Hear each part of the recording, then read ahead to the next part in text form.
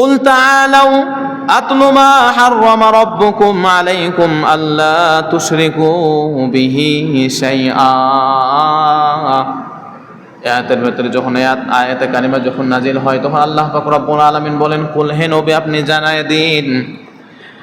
জানায়া দিন তাআলাউ আতলু মা হাররামা রাব্বুকুম, তোমাদের রব তোমাদের উপর কিছু বিধানকে হারাম করেছে, এই বিষয়টা আপনি পড়ে শোনায়া দিন, আপনি প্রত্যেক বান্দাদেরকে জানায়া দিন। এই আয়াত দ্বারা আল্লাহ পাক রব্বুল আলামিন কিছু বিধান, কিছু নাজায়েজ জিনিস, যেগুলো হারাম জিনিস, সেগুলো আমাদেরকে জানাই দিছে। তার ভিতরে এক নাম্বার আল্লাহ পাক রব্বুল আলামিন বলেন, আল্লাহ তুশরিকু বিহি শাইআ। এক নাম্বার হলো তোমরা কোনো বিষয়ে কোনো জিনিস নিয়ে আল্লাহ তাআলার সাথে শিরক করতে পারবা না। এক নাম্বার আল্লাহ তাআলা জানায় দেয়, বান্দা তোমার বিপদ আপদ যা কিছুই হোক না কেন, তুমি তোমার জীবনের যা কিছু হয় না কেন, তুমি আল্লাহ তাআলার সাথে কোনোভাবেই শিরক করতে পারবা না। আমার মনে হয় যত আলোচনা হয় যে কোনো জায়গাতে, ওয়াজ বলেন মাহফিল বলেন, দেখবেন যত সতর্কতামূলক বার্তা দেয় তার ভিতরে একটা থাকে, লা তুশরিকু বিল্লাহ, লা তুশরিকু বিল্লাহ। কেউ আল্লাহ তাআলার সাথে শিরক কখনোই করিয়েন না। সবচাইতে মারাত্মক অপরাধ গুনাহ হলো আল্লাহ তাআলার সাথে শিরক করা। কারণ আপনি আল্লাহ তাআলার সাথে অংশীদারিত্ব কাউকে করবেন, আবার তারই কিয়ামতে যাবেন, তিনি হচ্ছে আমাদের হাসর নাসর, তিনি আমাদের হিসাব নেবেন, আর আপনি তাকে আর একজনকে তার সমপরিমাণ জায়গা দিয়ে রাখছেন, তাহলে কি সে আল্লাহ তাআলা আমাদেরকে ছাড় দিবে? আল্লাহ তাআলা কিন্তু আমাদেরকে কোনোভাবে ছাড় দিবে না। এই জন্য যত সতর্ক আছে, যত হারাম আছে, সর্বপ্রথম হারাম কাজ হলো আল্লাহ তুশরিকু বিল্লাহ, আল্লাহ তাআলার সাথে শিরক করা। প্রিয় উপস্থিতি, এই জন্য আজকে আবারও বলতেছি, আমরা কেউ আল্লাহ তাআলার সাথে কোনো অবস্থায়, যে কোনো জায়গায়, কাজে কামে, চলাফেরায়, কথাবার্তা, উঠা বসায়, লেনদেনের ভিতরেও যে কোনো ক্ষেত্রে, আমরা কোনো ক্ষেত্রে যেন এমন কোনো কাজের দ্বারা যেন এটা প্রকাশ না পাই যে আল্লাহ তাআলার অসন্তুষ্টি আমরা প্রকাশ করতেছি, এই জিনিসটা যেন না থাকে। যদি থাকে এটাই হবে আমাদের শিরক। আর ইন্না শিরকা লাযুলমুন আযীম, শিরকটা হচ্ছে সবচাইতে বড় জুলুম। আমার আপনার জন্য সবচাইতে বড় জুলুম হলো শিরক। শিরকের কোনো ক্ষমা আল্লাহ পাক রব্বুল আলামিন করবে না, কোনো ক্ষমা করবে না। প্রিয় উপস্থিতি, এই জন্য আমরা কোনো সময় আল্লাহ তাআলার সামঞ্জস্য হয় এমন কোনো কথাবার্তা বলবো না। আরেকটি হারাম কাজ আল্লাহ পাক রব্বুল আলামিন তারপরের অংশের ভিতরে বলেন, ওয়াবিল ওয়ালিদাইনি ইহসানা, পিতা মাতার সাথে যে ব্যক্তি অবাধ্য হয়ে যায়, পিতা মাতার ইহসান করা না করা হারাম। ওয়াবিল ওয়ালিদাইন, তোমাদের পিতা মাতার ইহসান করো, আর না করাটা হারাম। করার জন্য আল্লাহ পাক রব্বুল আলামিন নির্দেশ দিয়েছে। আল্লাহ তাআলা কি করেছে? নির্দেশ দিয়েছে। শুধুমাত্র তাই নয়, আল্লাহ তাআলার পরের স্থান মা বাবা। কারণ ওয়াকাদা রাব্বুকা আল্লা তা'বুদু, আল্লাহ পাক রব্বুল আলামিন বলেন, বান্দা তোমরা আল্লাহ তাআলার ইবাদত বন্দেগী করো। আল্লাহ তাআলার ইবাদত বন্দেগীর পরে ইল্লা ইয়াহু ওয়া বিল ওয়ালিদাইন, তোমরা তোমার পিতা মাতার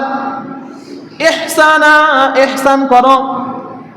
সর্বপ্রথম আল্লাহ পাক রব্বুল আলামিন নির্দেশ দেয়, বান্দা তোমরা আল্লাহ তাআলার ইবাদত বন্দেগী করো, আল্লাহ তাআলার ইবাদত বন্দেগী করো, আল্লাহ তাআলার ইবাদত বন্দেগী করো, এবং তারপরের স্থান নাও তোমাদের পিতা মাতার ইহসান করার। কিন্তু আজকে আমরা পিতা মাতার ইহসান করি না। বিশেষ করে দেখবেন যারা হচ্ছে মধ্যবিত্ত ফ্যামিলি আছে, তারা দেখবেন তারা তাদের একটা দুইটা সন্তানকে নিয়ে এমন ব্যস্ত হয়ে যায় যে তার পিতা মাতা যে অসুখে বিসুখে না খেয়ে মরতেছে সেটা দেখে না, কিন্তু তার ছোট সন্তান বা বড় সন্তান তাদেরকে না খাইয়া রাখে না, কোনোভাবেই না খাইয়া রাখে না। যাই হোক খাবার তুলে দেয়, কিন্তু আফসোস, আপনি একবার চিন্তা ভাবনা করে দেখেন, আজকে আপনি যেমন আপনার সন্তানের খাবারের জন্য যে কোনো পথ অবলম্বন করতেছেন, আপনি যখন আপনার পিতার ছোট সন্তান ছিলেন ঠিক এই রকমই তো আপনার বাবাও করেছে, এই রকম আপনার বাবাও করেছে। তো আজকে আপনার বাবা আপনার কাছ থেকে অবহেলিত কেন? কেন অবহেলিত? আজকে আপনার বাবা আপনাকে নুন ভাত খাওয়াইছে, আপনিও এখন শেষ বয়সে আছে, আপনি তাকে নুন ভাত খাওয়ান। যদি আপনি পারেন তাকে ভালোভাবে রাখতে, আলহামদুলিল্লাহ ভালো। যদি না পারেন তাকে ফালাই দিয়েন না, তাকে কষ্টে রাখেন না। কারণ মা বাবার বদদুয়া এমন একটা বদদুয়া, যে বদদুয়া কোনো সময় আল্লাহ পাক রব্বুল আলামিন ফেরত দিবে না। 3 শ্রেণীর ব্যক্তির দোয়া আল্লাহ পাক রব্বুল আলামিন কখনো ফেরত দেয় না, তার ভিতরে মা বাবার বদদুয়া আছে। এবং মা বাবার আরেক হাদিস শরীফের ভিতরে এসেছে, মা বাবার দোয়ার ভিতরে কোনো পর্দা থাকে না, আল্লাহ এবং আল্লাহর মাঝে কোনো পর্দা থাকে না। মা বাবার দোয়া আল্লাহ পাক রব্বুল আলামিন ডাইরেক্ট কবুল করে। উপস্থিতি, এই জন্য যাদের মা বাবা দুনিয়া থেকে চলে গেছে তারা তো আফসোস করতেছে, কিন্তু যাদের যাই নাই মা বাবা বা দুইজনের যে কোনো একজন এখনো জীবিত আছে, আপনাদের হাতে পায়ে ধরে বলতেছি, আপনি প্রতিদিন আপনার মা বাবার খোঁজ খবর নেন, আপনার মা বাবার খোঁজ খবর নেন, যা পারেন খাবার খাওয়ান, যা পারেন খাওয়ান। কারণ আপনি আপনার মা বাবার ঋণ জীবনও শোধ করতে পারবেন না, জীবনও না। এই জন্য আপনার মা যদি বেঁচে থাকে আপনার মায়ের কদর করেন, বাবা যদি বেঁচে থাকে আপনি আপনার বাবার কদর করেন। প্রিয় উপস্থিতি, বাবা আমাকে আপনারা কখনোই তুচ্ছ তাচ্ছিল্যের চোখে দেখবেন না, কখনোই না। কারণ আপনি সব সময় একটা কথা মনে রাখবেন, আপনার ছোটবেলার কথাগুলো আপনি মনে রাখবেন, যে আপনার বাবা আপনার জন্য কি করেছে। আজকে আপনি আপনার সন্তানের জন্য যা করতেছেন না, আপনার সন্তানকে না দেখলে যেমন আপনার মনের ভিতরে ছটপট লাগে, ভালো লাগে না, অস্থিরতা ফিল হয়, ঠিক অনুরূপ আপনার বাবাও কিন্তু এমনটা করেছে যখন আপনি ছোট ছিলেন। কিন্তু আজকে কোন যুক্তিতে আপনার বাবাকে আপনার মাকে সরায় দেন? কোন যুক্তিতে?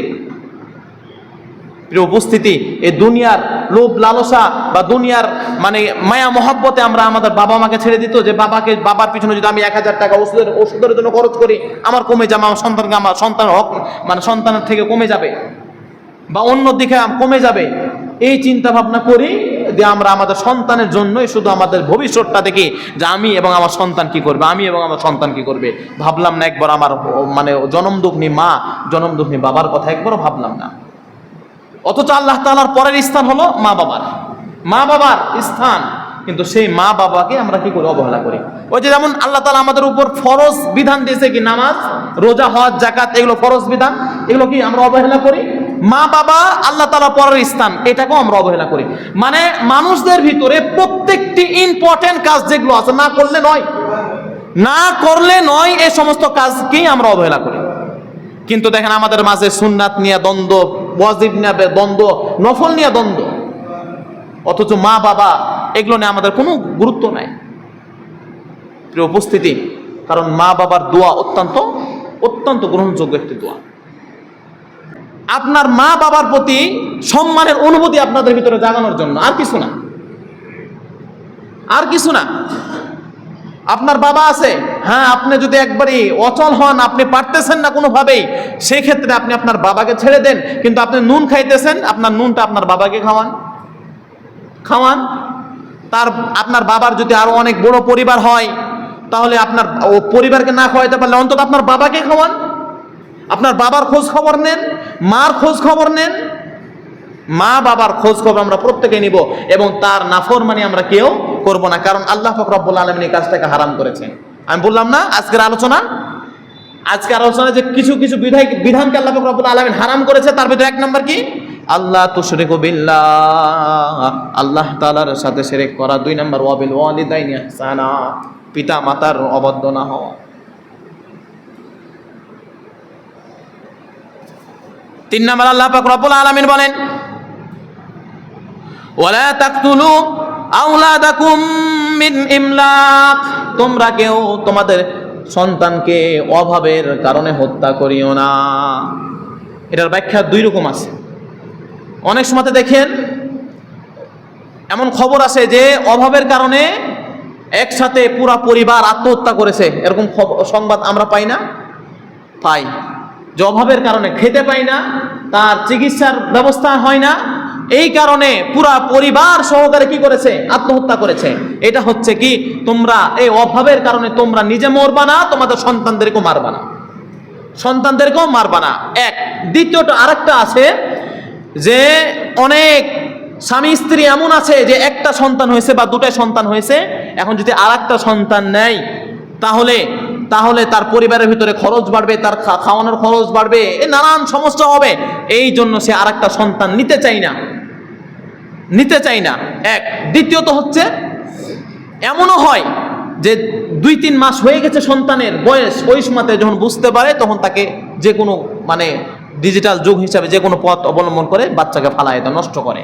এই যে এটাকেও বলা হয় কি, তোমরা তোমাদের সন্তানদেরকে হত্যা করিও না। সন্তান চলে আসে, তাহলে সেই সন্তানকে আপনারা কখনোই কি করবেন না? নষ্ট করবেন না, হত্যা করবেন না। সেটা হচ্ছে অবশ্যই হত্যার গুনাহ আপনার কাঁধে আসবে যে আপনি আপনার সন্তানকে হত্যা করেছেন। অভাবের তাড়নায় কেউ কখনো আমরা আমাদের সন্তানদের কি করব না? হত্যা করব না। কেন হত্যা করব না? কি অভাবকে আমরা ভয় করতেছি। পরের অংশের ভিতরে আল্লাহ পাক রব্বুল আলামিন বলেন, নাহনু নারযুকুকুম ওয়া ইয়্যাহুম, নাহনু নারযুকুকুম, আমি যেমন তোমাদেরকে খাওয়াইতেছি, রিজিক দিতেছি, ওয়া ইয়্যাহুম, ঠিক আমি তাদেরকেও খাওয়াইব। কোন ব্যক্তি এমন কি পাওয়া যায় যে না খেয়ে মারা যায়, যে একদম ভারসাম্যহীন পাগল, সেই ব্যক্তিও তো না খেয়ে মারা যায় না। কোনো না কোনো ব্যক্তির অন্তরের ভিতরে রহম হয়, মানে দরদ হয়, যাই না পাগল হয়েছে তো কি তাকে খাবার খাওয়ায়, খাবার খেয়েই মরে, কিন্তু কেউ না খেয়ে মরে না। তো আমরা কেন অহেতুক আমরা এই কথা মনে করব? আর একটা মানে ওই যে ভ্রান্ত ইহুদি খ্রিস্টানদের মতবাদ নিয়ে রাখবো যে একটি হলে ভালো হয় না, দুটি হলে ভালো হয়, একটির বেশি নয়, দুটি হলে ভালো হয়। এই স্লোগান আমাদের ভিতরে থাকবে কেন? আপনি মুসলমান, অথচ ইহুদিদের দিকে তাকায় দেখেন, তারা তাদের ঘরের ভিতরে যত সন্তান হবে সরকারি ভাতা তাদের ভিতরে জারি আছে। তাদের ভিতরে, ইসরায়েলের ভিতরে খোঁজ নিয়ে দেখেন তাদের সংবিধানগুলা, যে ঘরের ভিতরে যত বেশি সন্তান তাদের ভিতরে সরকারি ভাতা একটা জারি আছে। কিন্তু আমাদের মুসলমানদের ভিতরে তারা মানে এমন কৌশল করেছে যে দুইটির বেশি নয়, একটি হলে ভালো হয়। কোনো কারণবশত আপনি একটাই নিলেন, আপনার এখন মনে করেন আর সন্তান হবে না, আপনার এই সন্তান মারা গেল, তখন আপনি কি করবেন? সারা জীবন তো শুধু পস্তাবেন। আপনার 2-3টা সন্তান আছে, একজন না একজন আপনাকে দেখবেই, কারণ প্রত্যেকটি আপনার হাতের 5টা আঙ্গুল যেমন সমান নয়, আপনার সন্তানের ভিতরে 5টি সন্তানও সমান হবে না। কোনো সন্তান আপনাকে বেশি ভালোবাসবে, কোনো সন্তান আপনাকে কম ভালোবাসবে। যদি বেশি কম ভালোবাসে তারা তার দায় দিবে। আপনি বাবা হিসাবে যেমন আপনার কর্তব্য আপনার প্রত্যেকটি সন্তানকে সমান চোখে দেখা, সমানভাবে ভালোবাসা, ঠিক অনুরূপভাবে আপনার সন্তানদেরও কর্তব্য। কিন্তু আপনি বেশ কম করলে আপনি দায়ী, আপনার সন্তান বেশ কম করলে আপনার সন্তান দায়ী। প্রিয় উপস্থিতি, সন্তানের হক সম্পর্কে আল্লাহ পাক রব্বুল আলামিন কখনো ছাড় দিবে না। পিতা মাতার হক সম্পর্কে আল্লাহ তাআলা কখনো ছাড় দিবে না। একজন সাহাবী আল্লাহ রাসূল সাল্লাল্লাহু আলাইহি ওয়াসাল্লামের কাছে বসে আছেন, আল্লাহ রাসূল সাল্লাল্লাহু আলাইহি ওয়াসাল্লাম বসে আছেন, সকলকে নিয়ে হাদিস আলোচনা করতেছে। এর ভিতরে একজন সাহাবীর 2টা সন্তান আসলো, একটা ছেলে একটা মেয়ে। ওই সময়তে ওই সাহাবীটা তার ছেলেটাকে ডান কোলের উপর বসাইলেন এবং মেয়েটাকে তার বাম পাশে নিচে বসাইলেন। আল্লাহ রাসূল সাল্লাল্লাহু আলাইহি ওয়াসাল্লাম সঙ্গে সঙ্গে তার আলোচনা বাদ দিয়ে ওই সাহাবীকে ধমকে দিয়ে বললেন, হে সাহাবী, তুমি একজনকে কোলে বসাইলা আর একজনকে নিচে বসাইলা কেন? তার বসাইছে কাকে? ছেলেকে, আর মেয়েকে বসাইছে নিচে। আল্লাহ রাসূল সাল্লাল্লাহু আলাইহি ওয়াসাল্লাম ভেবে গেছেন যে তোমার কি আরেকটা কোল ফাঁকা নাই? তুমি এক রানের ভিতরে এক সন্তানকে বসাইছো, তোর অধিকার হলো আরেক রানের ভিতরে এক সন্তানকে বসাও, না হলে দুজনকে নিচে বসাও। প্রিয় উপস্থিতি, আমাদের কাছে সন্তানদের প্রতি নজর এমনটাই থাকতে হবে। সন্তান যদি আমাকে পছন্দ না করে, তারপরেও আমার আপনার কর্তব্য হলো নজর এমনই থাকতে হবে। আমরা প্রত্যেকে আমাদের সন্তানদের প্রতি সমানভাবে ভালোবাসাটা বন্টন করব, কেউ বেশ কম করব না, ছেলে হোক মেয়ে হোক। সে যদি পাগল হয়, অবুঝ হয়, তার সেন্স নাই, এমন সন্তান থাকলেও তার প্রতি আমরা বরঞ্চ এক্সট্রা ভাতাকে অতিরিক্ত তাকে ভালোবাসবো, কারণ তার ভবিষ্যৎ সে নিজেও জানে না। আমি আর আপনি মারা যাওয়ার পরে একজন দেখবেন যার পরিবারের ভিতরে একটা পাগল সন্তান আছে, মা বাবা যতদিন বেঁচে থাকে পাগল সন্তান ততদিন পর্যন্ত ঠিক মতো খেতে পারে, কোনো সমস্যা হয় না। কিন্তু আপনার মারা যাওয়ার পরে তখন ওই পাগল মানুষটার কি হয়, খুব কি করুণ দশা হয়। এই জন্য যদি পাগল বা কোনো মানে এরকম কোনো সমস্যা থাকে, তাহলে ওই সন্তানকে আমরা বেশি ভালোবাসা দিব, আল্লাহ পাক রব্বুল আলামিন আপনাদেরকে বেশি ভালোবাসবে। তো প্রিয় উপস্থিতি, এই আয়াতের ভিতরে 1 নাম্বার আসলো কি, যে আল্লাহ তাআলার সাথে কাউকে আমরা অংশীদার করব না। 2 নাম্বার আসলো কি, আমরা পিতা মাতার অবাধ্য হব না। 3 নাম্বার আসলো, আমরা সন্তানদেরকে অন্যায়ভাবে না, আমরা সন্তানদেরকে কি করব না, হত্যা করব না। ওয়ালা তাকরাবুল ফাওয়াহিশা মা যাহরা মিনহা ওয়া মা বাতান। পরে আল্লাহ পাক রব্বুল আলামিন পরের অংশের ভিতরে বলে, তোমরা কেউ প্রকাশ্যে এবং গোপনে অশ্লীল কাজের সাথে জড়িত হইও না। এই কাজটাও হারাম আল্লাহ পাক রব্বুল আলামিন বর্ণনা করেছেন, সেটা প্রকাশ্যে হোক গোপনে হোক, কোনো সময় আল্লাহ পাক রব্বুল আলামিনের সাথে কি আল্লাহ তাআলার মানে নাফরমানির ভিতরে কি তোমরা জড়িত হই না। এই জিনিসটাকে আমি তোমাদের কাছে কি করলাম, হারাম করলাম। ওয়ালা তাকতুলুন নাফসাল্লাতী হারামাল্লাহ। এবং আল্লাহ পাক রব্বুল আলামিন যে সমস্ত মানুষদেরকে হত্যা করা হারাম করেছেন, তাদেরকে হত্যা করা ইল্লা বিল হক, মানে এটাও বলতেছে যে তোমরা কোনো ব্যক্তিকে অন্যায়ভাবে হত্যা করিও না, অন্যায়ভাবে হত্যা করিও না। যেমন আমার সাথে একজনের টাকা দিয়ে লেনদেন আছে, সে আমার টাকা দিতেছে না, আমি তাকে হত্যা করে ফেললাম যে কোনো কৌশলে। আমি রাজনীতিবিদ, আমার পথের কাঁটা একজন দাঁড়াইছে, তাকে রাস্তা থেকে সরাও, তাকে সরায় ফেললাম। আমার স্বার্থের জন্য কাউকে হুকুম দিয়ে যে কোনো কৌশলে আমি তাকে হত্যা করে ফেললাম। এই সমস্ত হত্যার কথা আল্লাহ পাক রব্বুল আলামিন বলতেছেন যে তোমরা কাউকে হত্যা করো না। হ্যাঁ, আরেকটা আছে ইল্লা বিল হক, কিন্তু যদি হয় সাদেমে রাসূল, আল্লাহ, কোনো ব্যক্তি যদি আল্লাহকে নিয়ে কটূক্তি করে, রসুলকে নিয়ে কটূক্তি করে, দ্বীন ইসলামকে নিয়ে কটূক্তি করে, তাহলে তাকে হত্যা করা আমরা প্রত্যেক মুসলমানদের জন্য ফরজ। যে ব্যক্তি রসুলকে নিয়ে কথা বলবে, রসুলের আত্মসম্মান মান মর্যাদা নিয়ে কথা বলবে, তাকে হত্যা করা আমরা মুসলমানদের উপর প্রত্যেকের উপর ফরজ হয়ে যায়। কিন্তু যদি আমার কোনো স্বার্থে আঘাত ঘটে, তাহলে তাকে হত্যা করা আমার জন্য জায়েজ নয়, আমি তাকে হত্যা করতে পারবো না। এই কথাটা আল্লাহ পাক রব্বুল আলামিন বলেন। প্রিয় উপস্থিতি, তাহলে আমরা কেউ প্রকাশ্যে এবং গোপনে আল্লাহ তাআলা নাফরমানি করব না এবং অন্যায়ভাবে কাউকে আমরা হত্যা করব না। কিন্তু যদি কেউ আল্লাহ এবং রসুল এবং দিনের প্রতি কথাবার্তা বলে, তাকে আমরা কেউ ছাড় দিব না, তাকে তখন হত্যা করা ওয়াজিব হয়ে যায়, আমাদের উপর ফরজ হয়ে যায়। তারপরের অংশের ভিতরে আল্লাহ পাক রব্বুল আলামিন বলেন, যালিকুম সাওয়াকুম বিহ। এই যে এই সমস্ত বিধানগুলা আমি আপনার মাধ্যমে পড়ে শোনাইতে বললাম, কেন বললাম? এই কারণে আমি এই সমস্ত কথাগুলো শোনা পড়াইতে বললাম, লাআল্লাকুম তাকিলুন, যাতে করে মানুষ উপলব্ধি করতে পারে যে এই সমস্ত কাজ থেকে আমাদেরকে দূরে থাকতে হবে, এই সমস্ত কাজ থেকে আমাদেরকে দূরে থাকতে হবে। প্রিয় উপস্থিতি, আজকের আলোচনার মূল সারাংশ হচ্ছে এটাই। কিছু বিধানকে আল্লাহ পাক রব্বুল আলামিন আমাদের উপর হারাম করেছে। তার ভিতরে 1 নাম্বার হলো আল্লাহ তাআলার সাথে শিরক করা, 2 নাম্বার পিতা মাতার অবাধ্য হওয়া, 3 নাম্বার আমরা আমাদের সন্তানদেরকে হত্যা করা, আর 4 নাম্বার হচ্ছে কোনো মানুষকে অন্যায়ভাবে হত্যা করা। এই 4টা বিষয় আল্লাহ পাক রব্বুল আলামিন এই আয়াতের ভিতরে হারাম করেছেন। এই জন্য বিশেষ করে আলোচ্য বিষয়ের ভিতরে ওয়াবিল ওয়ালিদাইনি ইহসানা, এই জিনিসটা আমি আপনাদেরকে ফুটিয়ে তুলতে চাইছিলাম যে আমাদের ভিতরে কিন্তু এই মানে বৃদ্ধ মা বাবা এগুলোই হচ্ছে অবহেলিত, এগুলোই অবহেলিত। এই জন্য আমরা আমাদের মা বাবার প্রতি কি করব? অবশ্যই কি করব?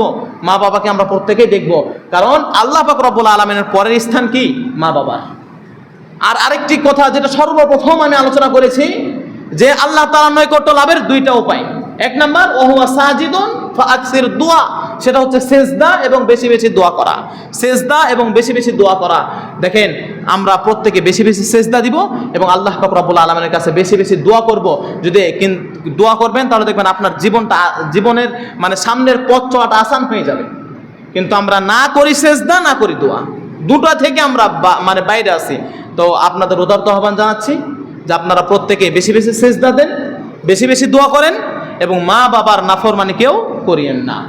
আপনি যদি মা বাবার নাফরমানি করেন, ভবিষ্যৎ আপনার অন্ধকার, বিশেষ করে কিয়ামত, এই দুনিয়াও অন্ধকার হবে ইনশাআল্লাহ। তো আল্লাহ সুবহানাহু ওয়া তাআলা আমাদেরকে কথাগুলো বোঝা এবং আমল করার তৌফিক দান করুক। সকলে আল্লাহুম্মা আমিন।